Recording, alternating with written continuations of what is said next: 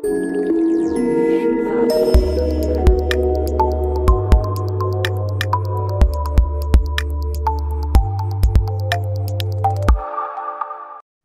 everyone, welcome to SDC India. So in this talk, we are going to talk about how you can convert the monolithic application to microservices. I am Parmeshwar Prasad. I am principal engineer in Dell. Along with working in Dell, I coach Yasnia Blockchain Technical Working Group. And along with Hi, me, we have Rahul. Hey Rahul. hi, Param. So I'm Rahul Vishwakarma. I have been working with Dell Technologies for almost 5 years in data protection division. So Param, you can continue ahead. Yeah, let's get started now. So the agenda will include some comparison between the monolithic and the microservices and the need of the microservice. Basically, when we are talking about a lot on the microservices, why do we need it? Or what is the driving factor of that? And some of the migration approach, say like if you have some monolithic application and you are planning to move to microservices, so what are you should be taking care? So that we will talk about.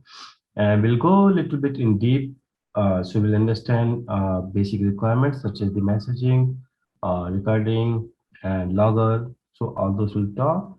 And we'll also talk about the pain point when we are having the microservices and when to deploy, when not to deploy, and what are the use cases and where best it suits and what the value add it brings. And maybe like along with the all these things, so certain things comes like the CPU and memory consumption. So we will be talking about that also. So the monolithic architecture. So Rahul, what do you say? So what is the monolithic architecture? What kind of application you say that is monolithic? So Param, we have been seeing like nowadays everyone is moving from monolith to microservices. But like when it really started in the beginning, it was all monolith. So I think it will be much better to help create a differentiation between the monolith and the microservices, plus a small amount of comparative study between the pro and cons. So why don't you go ahead with this? Yeah. So in this slide, you can see the pros and cons of the monolithic. So yeah, very first when we come, so we first divide, we design any of the monolithic. So it's simple. We just start with some logic and then we add the complexity. And if you see, the monolithic application has the multiple modules, and those modules are talking to each other. When they talk to each other, the latency is not there because that is within the process itself, maybe some thread or something else. But if you see, the communication between them is very fast because they're not far away. So latency is reduced in that.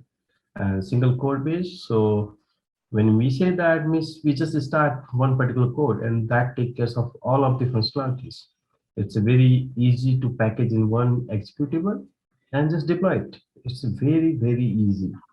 So anyone who comes very first, they design the monolithic application, and it's a very resource efficient. If you see, when we create any of the application, it means we have only one instance running. We don't have any complexity involved in managing that. So that reduces the resource. But when we have the so let's talk about now the cons of that. So So coordination overhead is there and poor enhancements of the modularity. Means if we have the multiple modules, so probably we will not be in the position to develop all of the modules parallelly. So that will be very, very difficult in the monolithic situation and scaling obviously. So as many features you come and add into the monolithic application, it becomes very complex. Sometimes it becomes like you are developing one application and you fix something there, it is breaking somewhere else. So that's a very, very bad thing about the monolithic. So, okay, so this point is very important. When we have the monolithic application, it means only one process or instance is running. When it is gone, it's gone. Means you lost all of the application, 100% application is lost. So your downtime increases and the build time is very long because monolithic all of the modules you have in that same.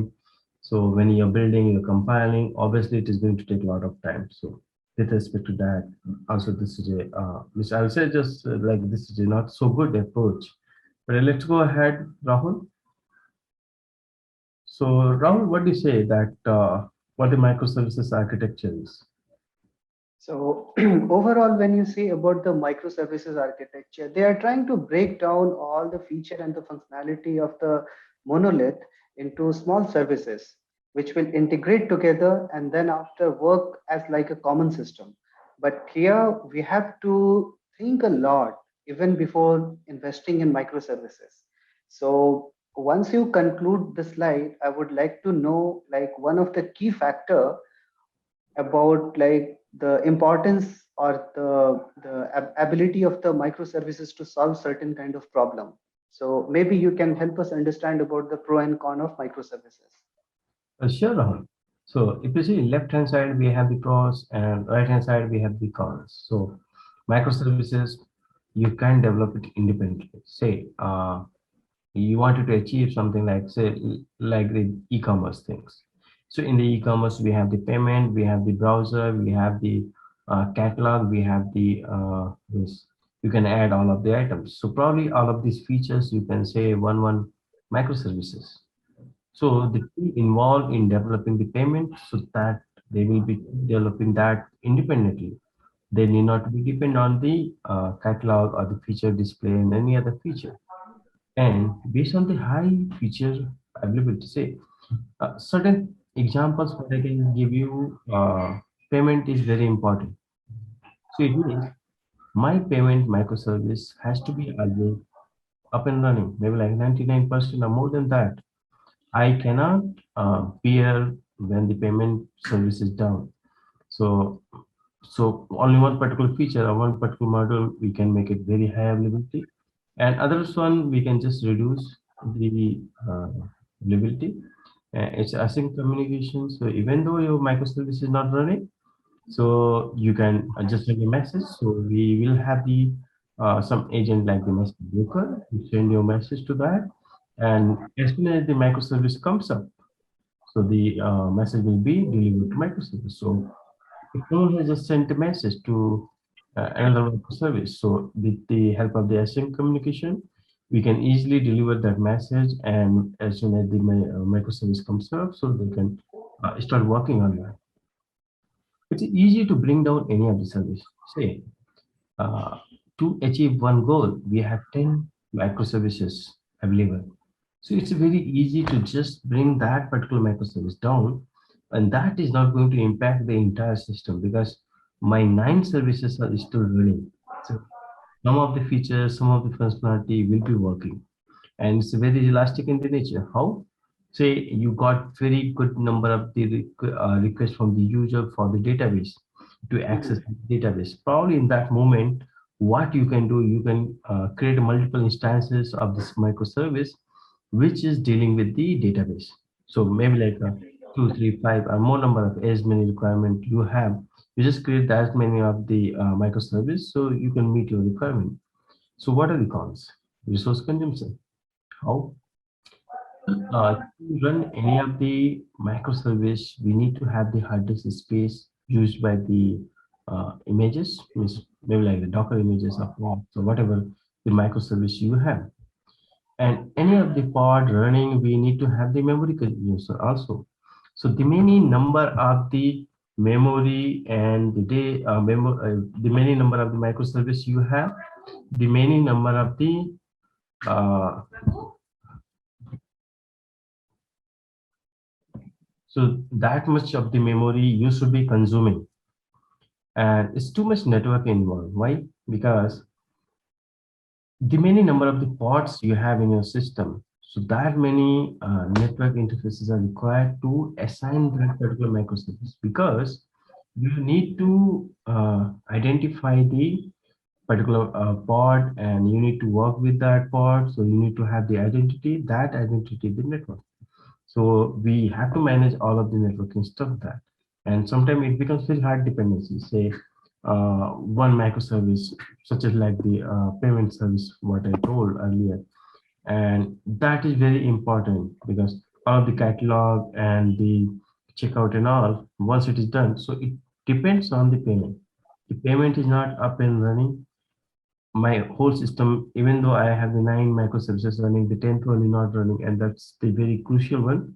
So it creates the dependency. So high disk and memory uses. So I already talked about that, but let me give more insight into that. So Okay. some of the languages what we have commonly in use now, that's Java and C++, and those languages are adding more size to my Docker image. They Mhm. consume more memory.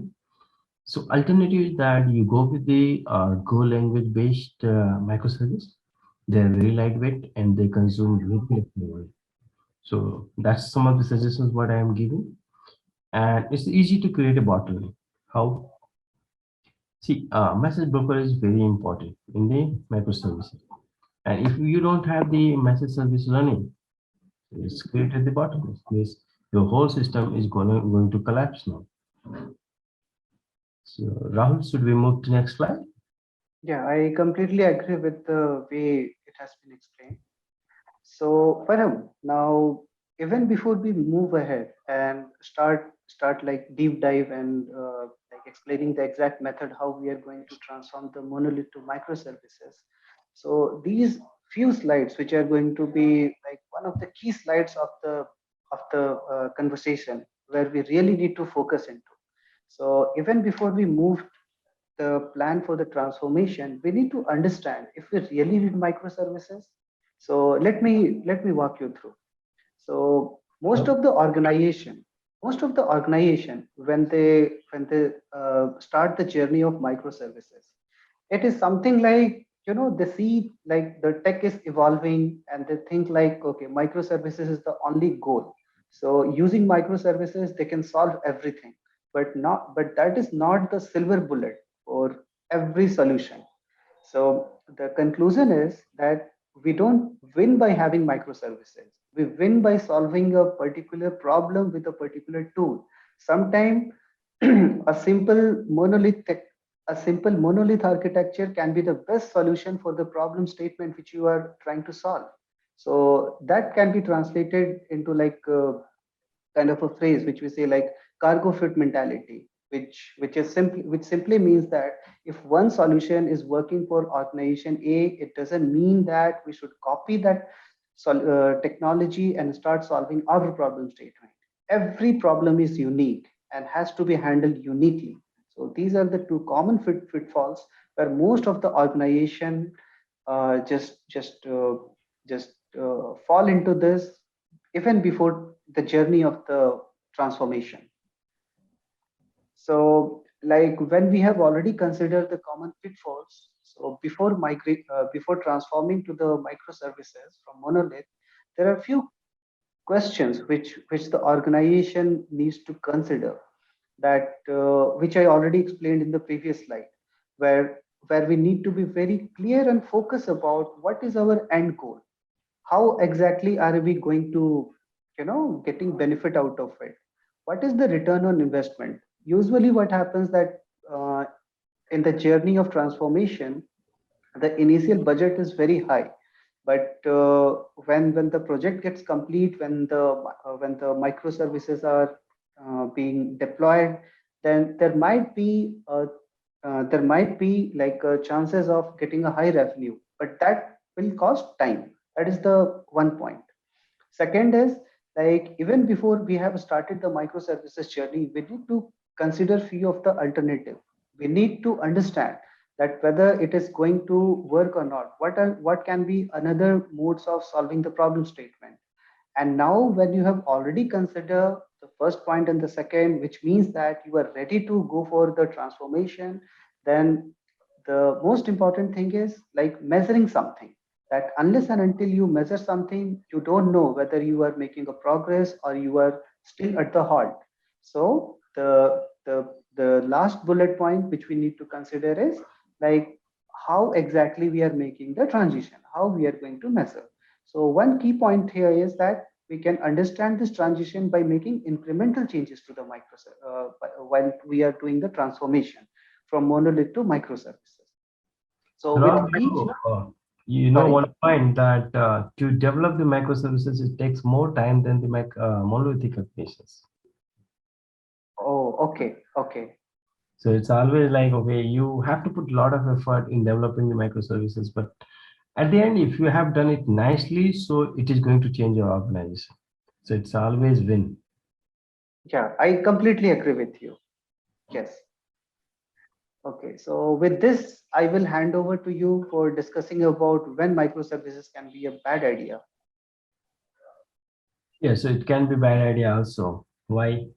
Because we have a lot of complexity involved in that. So I have told like, okay, we need to have the message broker, we need to have the recorder, and we need to have the high availability. We need to have a lot of networking complexity involved there. So if you see, to manage one of the tasks, we introduce a lot of microservices, and those microservices are complex in nature. Sometimes we end up consuming a lot of CPU. Sometimes we end up consuming a lot of memory. And networking again, like sometimes we are not able to set the particular IP to a particular pod, and that is causing the problem. And monitoring the data security, all of these are the lot of problem inside the microservices. So if you don't do it nicely, probably it is going to be bad for you. So some Mhm. of the cloud native applications requires a high degree of the infrastructure automation. See, when we have a lot of microservices involved, obviously you need to have a lot of testing of that, because a lot of test scenarios comes there. When this service is down, how the other service is behaving, when my data is here, how data is moving, how my secrets are handled. So many things are there. So we need to have hold on everything. Then only it is going to work good. Identify the right operational model for the Kubernetes. So Kubernetes is very important. Why? Because this is the orchestration engine which is going to handle all of the microservices. So you need to have someone or some infrastructure which is handling your images or the pods. So that's a Kubernetes. So we need to have that. And when we have a lot of microservices, we need to have the bigger team also. So that team can be the infrastructure team, operational team, and security team. Mhm. Okay. So Rahul, why do you think that you need the microservice? So see, there can be a various reason that why exactly we need a microservices. So there can be some features like we need a zero downtime independent deployability, which is one of the use case for SaaS based business application where we really can't afford a downtime because that will impact the business. Few other use cases can be where we have to be like isolation of the processing around the data. This comes into the picture when we have GDPR compliance and regulation, where the important thing is that the right to be forgotten and the high degree of governance. And another few reason can be like enabling a high degree of organization autonomy, that the distribution of responsibility into team to reduce amount of coordination with the rest of the organization. And the last bullet point, you can discuss more about it. So it's a very important point which is mentioned in the last. So like by Mhm. 2025, 85% of the global organization will move to containerized environment. It means they will move to microservices, which is 35% in 2019. So it is huge jump. Means you can see the from 35 to 85%, so huge 50% up. So Okay, obviously we are moving in the right direction. right.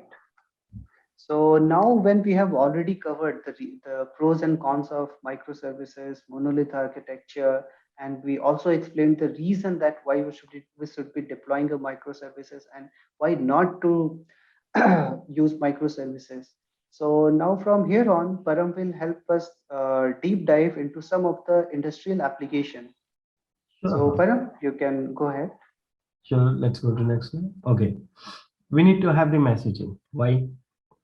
One microservice talking to other microservice in using the REST API, it's not a good idea.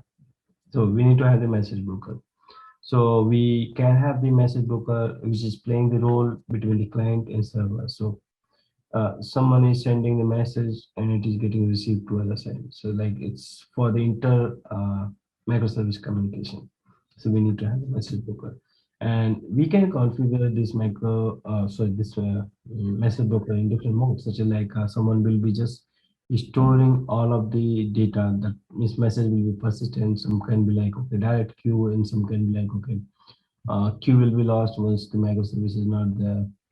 So many different kind of configurations are there. So you choose based on that, and it's asking communication, and we can have the multiple producer and the consumer. Like, maybe like one queue is being used by the multiple microservice, but the consumer is only one. So those kind of configuration we can have. We can have the dedicated queues also. And a persistency, I talk like when the other service or the recipient service is not there, so message can be persistent with the message broker. So can you go to the next slide now? Okay. So along with that, we need to have the job management also. Why? Because one of the microservice will be doing the multiple instance of the job, and that job we have to manage. So right hand side, you can see the picture. So we have the different microservices and one job service. What you can do, maybe like a microservice can talk to job service, can update the job to the job service. And if anyone is querying for the job status, they can just talk to job service and get the status. So you need not to come to microservice for getting the status of the job. So that's it has means it has offloaded the job to job service for getting any of the status and updating. So that will create the microservice in the light mode. So that's one of the advantage. Okay. Okay. Logging and recording is important concept because when we talk to microservice environment, means it's complex. Sometimes it becomes very hard to reproduce any of the issues. So when it is very hard to reproduce the issues, so we need to have a lot of logging and recorder. So record like what sequence the event happens, probably you keep logging that. So that will help you in reproducing the issues. Logging, we need to have a lot of logs. It's important because we are keep moving to AI and ML technologies now. So the much we have the logs, that will be easy for us to uh, get into the AI and ML space. Okay. So deployment mechanism. So some of the deployments mechanism we'll discuss here. Yes, Parul. So, okay, so you can see we can deploy on the bare metal, so which is right hand side. We can deploy on the virtual machines also, and integrated platform, which is VMware specific, and bring your K. So we can deploy the microservices on different environments so that caters the enterprise customers and the individual customer and retail customer and all. So it's not like we need to have a specific set of the deployment scenarios. So we can have the deployment at multiple places, maybe like the bare metal, just run the Docker daemon, and with the Docker daemon, all of the microservices. If not the Docker daemon, then you need to have the Kubernetes, and that is managing all of your pods. And if not that, maybe like the virtual machines. So those are also you can have. So we have the varieties of the deployment scenarios. Choose that which best suits to you. Okay. So yeah, this is the one of the example where you can see like how KAT cluster creation with the infrastructure provider is working. So right hand side you can see the target KAT cluster. So we have the cluster controller, machine controller, bootstrap controller, and that is connected with the manager. Then we have the runtime KAT, and that goes to any of the operating system. That operating system can be CentOS, Red Hat, Ubuntu, and then it talks to the different hardware. And left hand side, you can see that we have the cluster spec, cluster network, and provider. And all those are talking to provider repository. So somewhere we will be storing the microservice image. So maybe like in the form of zip or whatever form. So from there we can just put all of the images and we can run that. So Okay. let's So start can you with talk the about the migration plan? Sure. So building a microservice, so it's like common CSA we can have, make it easy to build and maintain as a service. So that's what we can do. Define our own service interface, maybe like formally like whatever the interface we are trying to achieve. So sometimes it becomes like it depends on the multiple teams. So whatever team that team is requiring and what we have, just talk to each other and get agree for something and deploy it. So same way, we need to have the prototype also implemented beforehand. So whatever is like we have some customer need and we have some infrastructure with us, and we are trying to break one of the bigger monolithic application. So see how you want to make it work. Maybe like breaking maybe like less number of the microservice. You want to based on the high availability you want to do, or you want to use some of the infrastructure from some other team. Say like the messaging is coming from some other team.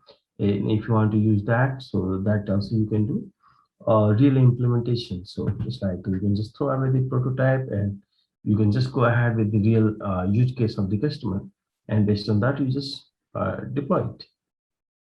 Okay. So this slide just cover a very high level overview of the workflow, that how exactly it will be going on, like the transformation from the monolith to microservices. So these are self-explanatory. So maybe like we can move to next slide. The expected pain points. So Param, when the transformation has just started from monolith to microservices, and when the microservices start growing, the more pain points increases. So like when we this is very much similar to like on any journey. Like when the journey begins, it all looks quite smooth, but when the journey progresses, we start seeing unexpected like challenges. So to begin with, let's start with the first pain point. What is ownership? So usually what happens that in microservices, there will be different type of like services. So for each services, there will be certain person assigned for that particular code ownership. So like in the beginning, it is all fine that if one is owning the code, that person will make the changes. But as the team size grow, right, then what happens that some other person whose code is dependent on the previous code, or maybe like if one service is giving a call to each other, right, so then they start making a collective code ownership. Some other Yes. points, the problem comes when we talk about the ownership. So a lot of Okay. people, they are moving to common code. So means we'll have one common code and that is being consumed by the many teams. So Mhm. again, when it comes for the consumption, so people will just modify a little bit, and now whether that has to go and managed by the person who is maintaining the common code or the individual team. So sometimes Right. that breaks the notion that okay, only one person will be owning the common code. So that also, and a lot of cases when we deploy the microservices, it goes and deploy to someone else infrastructure. So Mhm, again, with mhm. respect to that also, the ownership comes. Right. Okay. Completely agree. So the second point is reporting. So although that it has been mentioned in the pain point, but one good thing about the reporting when coming to the pain point is that this is discovered just before it becomes an issue. That when we are designing some kind of a reporting in microservices, we'll come to know that whether these kind of report will be moved to this service or another service. So this can be handled in a proper way. The third bullet point where we will be speaking about the robustness and resiliency. So it's kind of a very clear evident that when the microservices will grow, the robustness and the resiliency will fall down. But that is not the overall objective of putting the bullet point here. But here our main focus is like to how to solve this problem. So before solving we must know like when these problem can encounter. So these kind of problem are generally encountered in production system, because what happens when we are doing the testing when we are in the testing phase, we just try to create a production like scenario, but it is not exactly production because production are unpredictable. So it is during the production you will encounter the problem related to robustness and resilience. The So Rahul, last, move to yes, now next slide. So we have 5 more minutes to go. okay, yeah. So just to conclude, so I will just give a high level view of what will be the takeaway from the slide. That first is we need to focus on the technology. We need to focus on the goal, not on the technology. So microservices are not the end goal. We need to choose wisely. So that concludes the second bullet point where I'm saying that the default option is not microservices. Third bullet point, which we have already covered, that the complexity of breaking complex system lies in the data. And the last and the not the least, where the organization should also be willing to change the culture of the team as per the microservices how we are architecting it. So Rahul, with this, yes, Param. sometime I have seen this last bullet point, what is done, the willingness to change as an organization. So I have Right, seen that sometimes the organization pushes it.